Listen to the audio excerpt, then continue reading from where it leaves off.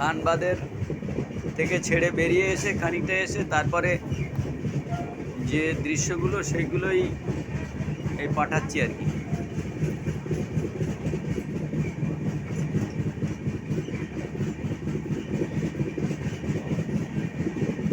জঙ্গল আছে,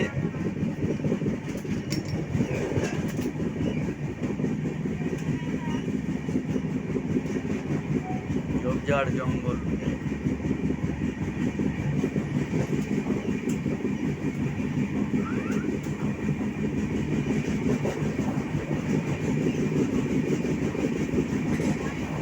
ওই দূরের দিকে যে রাস্তাটা বেরিয়ে গেছে ওই রাস্তা দিয়ে শহরের ওই যে বিল্ডিংগুলো দেখা যাচ্ছে, আর এই দিকটা এই রেল লাইনের পাশ দিয়ে ঝোপঝাড় জঙ্গল বেশি দেখা যাচ্ছে।